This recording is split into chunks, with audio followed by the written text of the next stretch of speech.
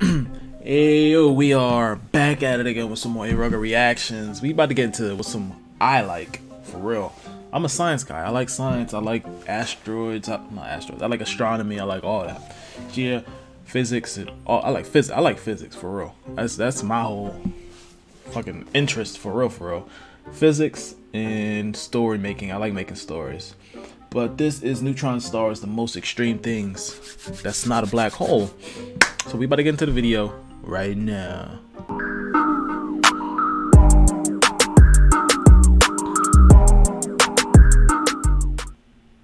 Boy. Neutron stars are one of the most extreme and violent things in the universe. Right under a Giant black atomic hole. nuclei, only a few kilometers in diameter, but as massive as stars. And they owe their existence to the death of something majestic.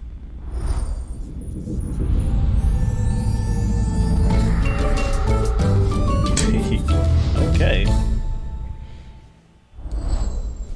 Stars exist because of a fragile balance. The Gravity, mass of millions mass. of billions of trillions of tons of hot Like a block of plasma cheese. are being pulled inwards by gravity and squeeze material together with so much force that nuclei fuse. Hydrogen fuses into helium. This releases energy which pushes against gravity and tries to escape. As long as this balance exists, stars are pretty stable. Eventually, the hydrogen will be exhausted. Medium stars like our Sun go through a giant phase where they burn helium into carbon and oxygen before they eventually turn into white dwarfs. But in stars many times the mass of our Sun, things get interesting when the helium is exhausted.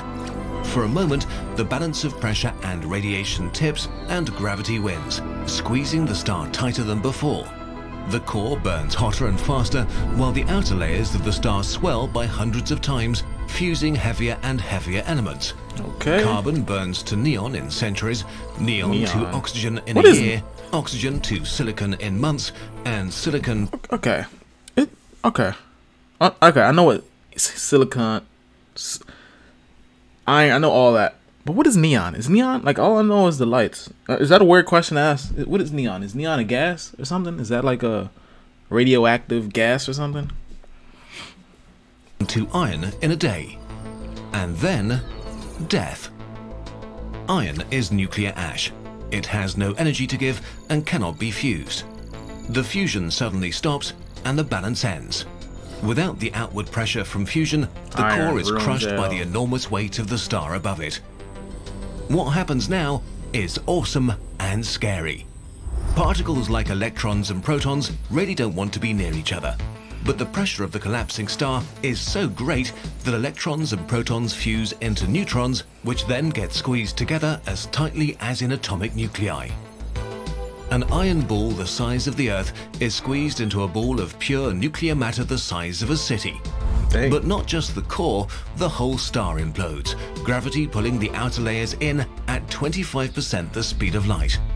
That's quick. This implosion bounces off the iron core, producing a shock wave that explodes outwards and catapults the rest of the star into space. This is what we call a supernova explosion, and it will outshine entire galaxies. Damn. What remains of the Everything's star going is on. now a neutron star. Its mass is around 1,000,000 times the mass of the Earth, but compressed to an object about 25 kilometers wide. Dang. It's so dense that the mass of all living humans would fit into 1 cubic centimeter of neutron star Jeez. matter. That's roughly 1 billion tons in a space the size of a sugar cube. Damn. Put another way, that's Mount Everest in a cup of coffee. From the outside, a neutron star is unbelievably extreme. Its gravity is the strongest outside black holes, and if it were any denser, it would become one. Light is bent around it, meaning you can see the front and parts of the back. Wow. Their surfaces reach 1,000,000 degrees Celsius compared to a measly 6,000 degrees for our Dang. Sun. Okay, let's look inside a neutron star. Although these giant atomic nuclei are stars, in many ways they're also like planets with solid crusts over a liquid core. Wow. The crust is extremely hard. The outermost layers are made of iron left over from the supernova, squeezed together in a crystal lattice with a sea of electrons flowing through them. That's wow. Going deeper, gravity squeezes nuclei closer together. We find fewer and fewer protons as most merge to neutrons, until we reach the base of the crust. Here, nuclei are squeezed together so hard that they start to touch. Protons and neutrons rearrange, making long cylinders or sheets, enormous nuclei with millions of protons and neutrons shaped like spaghetti and lasagna, which physicists call nuclear pasta. Nuclear pasta is so dense that it may be the strongest material in the universe, basically unbreakable. Lumps of pasta inside a neutron star can even make mountains, at most a few centimeters high, but many times as massive as the Himalayas. Eventually, beneath the pasta, we reach the core. That's the core. We're not really sure what the properties of matter are when they're squeezed this hard. Protons and neutrons might dissolve into an ocean of quarks, a so-called quark-gluon plasma. Some of those quarks might turn into strange quarks, making a sort of strange matter with properties so extreme that we made a whole video about it. Ooh, or maybe they just stay protons and neutrons. No one knows for sure, and that's why we do science. That's all pretty heavy stuff, literally, so let's go back out into space. When neutron stars first collapse, they begin to spin very, very fast, like a ballerina pulling her arms in. Neutron stars are celestial ballerinas spinning many times per second. This creates pulses because their magnetic field creates a beam of radio waves which passes every time they spin. These radio pulsars are the best known type of neutron star. About 2,000 are known of in the Milky Way. Okay, we know all that. But when you look at the neutron star, it's that dense. It's that... God damn it, I forgot what I was about to say. Oh, I forgot. These magnetic fields are the strongest in the universe, a quadrillion times stronger than Earth's after they're born. They're called magnetars until they calm down a little. Yeah, that's what I was about to say. Like our sun is gonna turn into a white dwarf, but what happens to a neutron star after it uses most of its energy and mass up?